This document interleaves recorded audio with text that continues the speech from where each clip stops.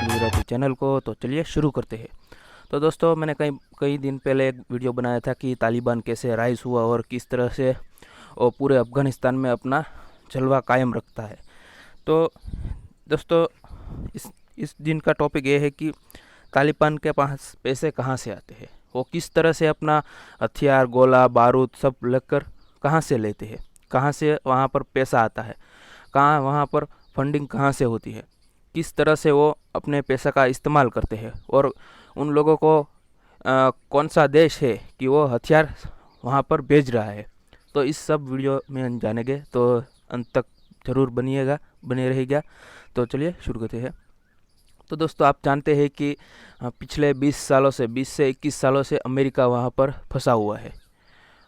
वहाँ पर जब जब तालिबान का राइज हुआ, वहाँ पर जो मुजाहिदीन है उसको परेशान करने लगा तालिबान, तब अमेरिका को लगा कि अब हमें कुछ एक्शन लेना चाहिए, वहाँ पर हमें जाना चाहिए।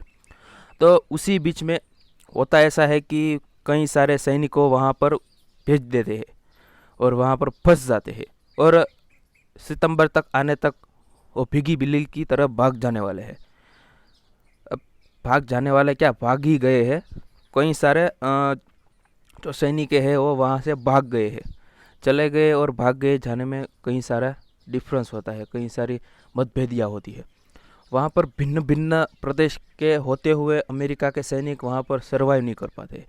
यानी कि मान लो कि आप कोई भी देश में चले जाओ, वहाँ पर पहाड़ है, रेगिस्तान है, कुछ पानी वाला हिस्सा है, कुछ डेल्टा है, आपको मालूम ही नहीं है कि वहाँ का जो पर्यावरण है वो किस तरह का है, और वैसे ही मुंह उठा के चले आए, ऐसा थोड़ी ना होता है। कुछ वहाँ पर जो धरातल वास्तविकता है उसको तो जानना पड़ेगा ना। तो इसी तरह से अमेरिका मुंह उठाकर चला गया, उसको कुछ पता नहीं था कि वहाँ पर धरातल पर्यावरण कैसा है, किस तरह से वहाँ रहना जाना चाहिए, लेकिन वह मुंह उठाकर चला आया। उसको लगा कि अब जब यूएसएसआर का जब भिन्न भिन्न 15 देशों में जो टूट गया है, तो हम वहाँ पर महासत्ता बना लेंगे। लेकिन उस तरह से उसका जो कामयाब था वो कर नहीं पाया, कामयाब नहीं हो पाया, और कई सारे पैसे गंवाए, कई सारे सैनिक गंवाए, लेकिन कुछ तालिबान का कुछ हुआ नहीं है। और एक आंकड़े के मुताबिक 70 लाख से ज़्यादा वहाँ पर तालिबानी संगठन है। और वो उस तरह का होता है कि जिस तरह से मान लो कि कोरोना का एक गांव में एक कोरोना का पेशेंट है, उसके संपर्क में कई सारे लोग आए, और देखते ही देखते आधे गांव में उसकी जो कोरोना की जो वायरस है वो फैल गया। तो इसी तरह का है तालिबान का भी। गांव में गया, उसको उसका मानसिक संतुलन बिगाड़ा, उसको ब्रेन वॉश किया, और वहाँ से उसको उठा लिया और तालिबान ने भर्ती कर लिया। और ऐसा है कि दोस्तों, जब छोटे छोटे बच्चे होते हैं, मान लो कि हम इस इलाके में रहते हैं, यहाँ की पर्वत पहाड़ियाँ, किस तरह का यहाँ पर वातावरण है, किस तरह से यहाँ रहना चाहिए, वो सब कुछ आता ही है, और उसी का फ़ायदा ये तालिबान लोग उठाते हैं। और अमेरिका के सैनिकों को क्या पता ही नहीं होगा कि यहाँ पर किस तरह का वातावरण है और किस तरह से रहना चाहिए। उसी तरह से वहाँ फंस गए और उसको तालिबान का जो बच्चे हैं उसको छोटे बचपन से ही उसको सिखाया जाता है कि हमें इसको मारना है, इसको मारना है, किस तरह से मारना है, सब कुछ। और इस बीच में होता है कि अफगानी सैनिक है, उसके साथ भी कभी कभी भिड़ंत होती है। और दोस्तों, आपको ये बता दूं, अफगानिस्तान के 400 सिटीज़ में से 400 डिस्ट्रिक्ट्स में से 100 डिस्ट्रिक्ट में वहाँ पर तालिबान का कब्जा हो गया है, यानी कि कांधार तक पहुँच गए हैं। आपको तो मालूम ही होगा कांधार कितना बड़ा शहर है, वहाँ पर तालिबान ने कब्जा कर लिया है। तो दोस्तों, ये दिन दूर नहीं है कि कभी कभी काबुल पर भी कब्जा कर ले, यानी कि जो राजधानी का इलाका है उस पर कब्जा कर ले, तो उस देश की स्थिति क्या हो सकती है आप जान सकते हैं। लेकिन हम अब फंडिंग की बात करें तो वहाँ पर माइनिंग होती है।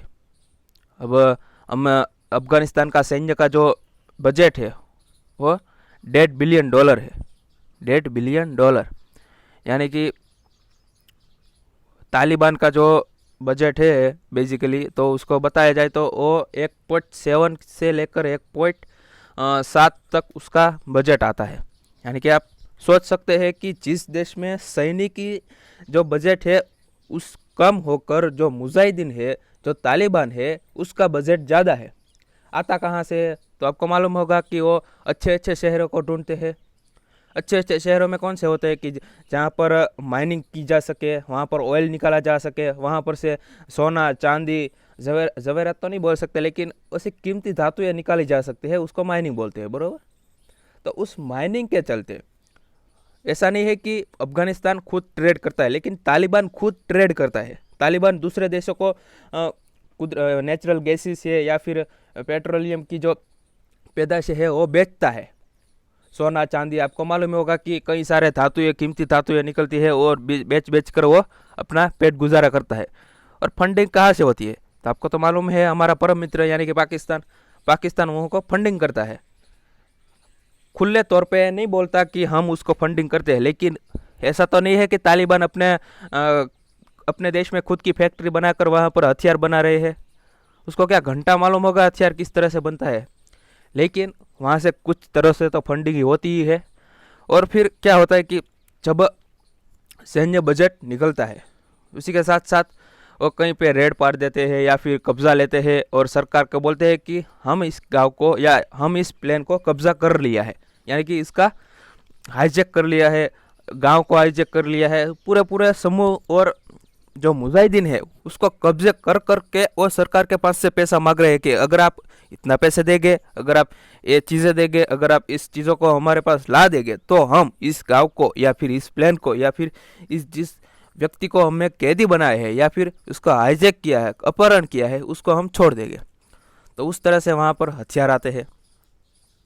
और दोस्तों पाकिस्तान की बात करें तो पाकिस्तान और तालिबान का सीधा संपर्क है, यानी कि जब अमेरिकी ट्रूप्स आई और तालिबान को कुछ समझ में नहीं आ रहा था, उस बीच में पाकिस्तान ने उसको शरण दी थी।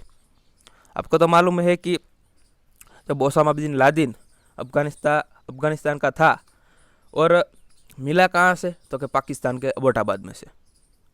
तो आपको ज़रूर है मन में प्रश्न जगा होगा कि अफगानिस्तान का आदमी पाकिस्तान में किस तरह से मिला, और इतनी कड़ी सिक्योरिटी के साथ, सुरक्षा बलों के साथ। इतना तो हमारे प्रधानमंत्री को भी सुरक्षा नहीं मिलती, इतनी सुरक्षा रखी हुई थी पाकिस्तान ने ओसामा बिन लादेन के लिए। और उसी बीच में क्या होता है कि अमेरिका और भारत के रिश्ते सुधरते जाते हैं और तालिबान उर से ताकतवर होता जाता है। और अमेरिका सेना जो भीगी बिल्ली की तरह भागी है दुम दबा के, उसे कुछ ही दिनों में तालिबान ने कितने सिटी पर कब्जा कर रखा है। और वहाँ से जो भी पैसा है, जो भी बैंक है, जो सड़क निर्माण का कार्य होता है या फिर कुछ विकास का कार्य होता है, वहाँ पर जो पैसा लगा होता है उसको कब्जा करके वो कई सारे अपने लिए हथियार पैदा करते हैं। तो दोस्तों इस वीडियो को आप कैसा लगा? अगर अच्छा लगा है तो लाइक कीजिएगा और ज़्यादा से ज़्यादा लोगों तक शेयर कीजिएगा, ताकि इस चीज़ को दूर दूर तक फैलाया जा सके। जय हिंद, वंदे मातरम।